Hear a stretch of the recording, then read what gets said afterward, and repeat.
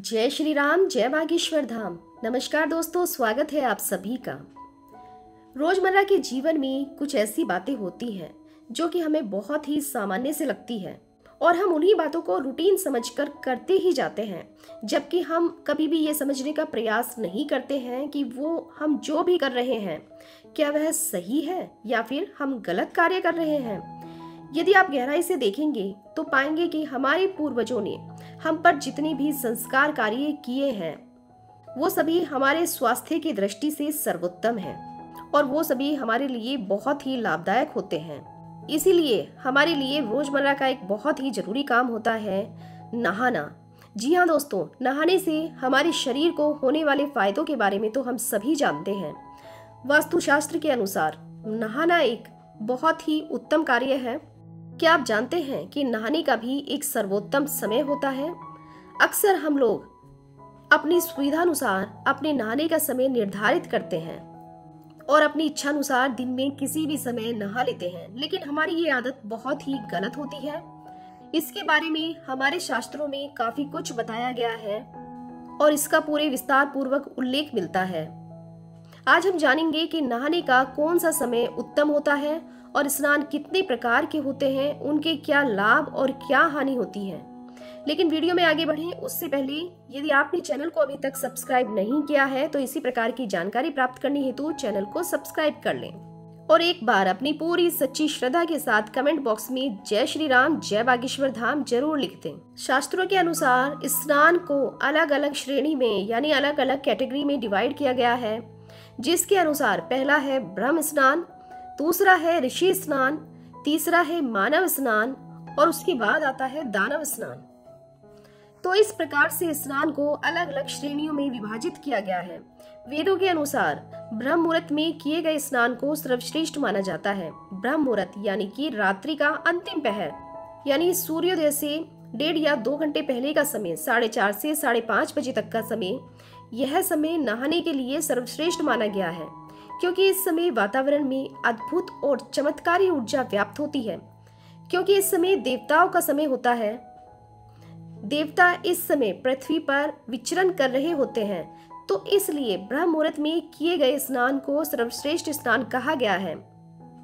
और स्नान करने के पश्चात सूर्य देवता को अर्घ्य देने से हमारे जीवन में सुख समृद्धि आती है। दिन भर हमारा तन और मन सकारात्मक ऊर्जा से भरपूर रहता है। उसके बाद दूसरा स्नान आता है देव स्नान। देव स्नान भी सुबह 5 बजे से 6 बजे के बीच में किया जाता है। देव स्नान करते समय आप सभी पवित्र नदियों का स्मरण करते हुए स्नान कीजिए। इससे आपके शरीर में सकारात्मक ऊर्जा का संचार होगा और सभी प्रकार की नकारात्मक ऊर्जा, नकारात्मक जितनी भी बुराइयां हैं वो सभी आपके शरीर से बाहर निकल जाएगी। इसलिए देव स्नान के समय स्नान करने के साथ तन के साथ साथ हमारा मन भी शुद्ध होता है। तीसरी बात यह है कि सुबह के समय जब आकाश में आपको तारे नजर आते हैं, उस समय किए गए स्नान को ऋषि स्नान कहते हैं। यह भी स्पष्ट माना जाता है कि इस समय स्नान करने से हमें मानसिक शांति मिलती है। सुबह 7 बजे से 8 बजे के बीच में किया गया स्नान मानव स्नान कहलाता है और इससे हमारे शरीर में सकारात्मक ऊर्जा दिन भर व्याप्त रहती है, जो कि हमें प्रत्येक कार्य को करने के लिए उत्साहित करती है। और इसके बाद किए जाने वाले स्नान को शास्त्रों में ठीक नहीं माना जाता। उस समय किए गए स्नान वाले मनुष्य के अंदर ऊर्जा और उत्साह की कमी दिखाई देती है, जिससे पूरे दिन भर उसके शरीर में एक आलस बना रहता है, पूरे दिन भर एक सुस्ती रहती है, किसी भी काम में ऐसे व्यक्ति का मन नहीं लगता है। इसलिए कभी भी सुबह 8 बजे के बाद स्नान नहीं करना चाहिए। 8 बजे के बाद स्नान करने वाले व्यक्ति अपने घर में खुद ही दुर्भाग्य लेकर आते हैं। ऐसे व्यक्तियों के घर में हमेशा दुर्भाग्य बना रहता है, उनके घर से सुख समृद्धि भी चली जाती है। और कुछ लोग दोपहर में 12 बजे के बाद स्नान करते हैं। दोस्तों, इस प्रकार का स्नान तो जीवन में बहुत बड़ा दुर्भाग्य लेकर आता है। ऐसे व्यक्ति के घर में भी सुख शांति कभी नहीं रहती। लक्ष्मी जी उनसे कोसों कोसों दूर चली जाती है। लक्ष्मी के आने के सारे रास्ते बंद हो जाते हैं। तो इसलिए कभी भी आप दोपहर में 12 बजे के बाद तो स्नान भूल कर भी ना करें। ऐसे व्यक्ति के मन में दिन भर क्रोध, राग, द्वेष, नकारात्मकता, कमजोरी और चिड़चिड़ापन बना रहता है। हमारे वेदों में हमें प्रतिदिन ब्रह्म स्नान, देव स्नान, ऋषि स्नान या फिर मानव स्नान करने की शिक्षा दी गई है।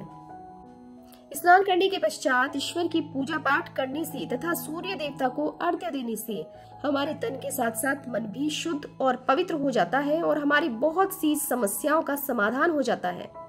आइए जानते हैं कि स्नान करते समय कौन सा मंत्र बोलना चाहिए।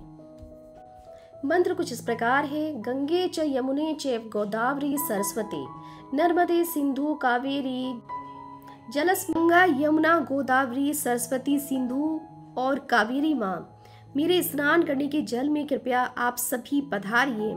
इस प्रकार के जल से स्नान करने से आपकी सभी प्रकार की नकारात्मकता, सभी प्रकार के रोग, बीमारी सभी कुछ समाप्त हो जाएगा और आप अपने जीवन में सुख, समृद्धि और यश प्राप्त करेंगे।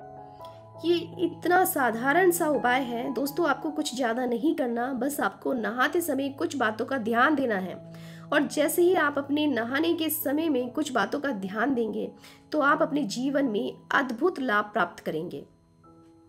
तो यदि आपको आज की ये वीडियो पसंद आई हो तो वीडियो को एक लाइक जरूर कीजिए और इस वीडियो को अपने दोस्तों के साथ और अपने रिश्तेदारों के साथ जरूर शेयर कीजिए और बने रहिए हमारे साथ इसी प्रकार की नई नई जानकारियों के लिए।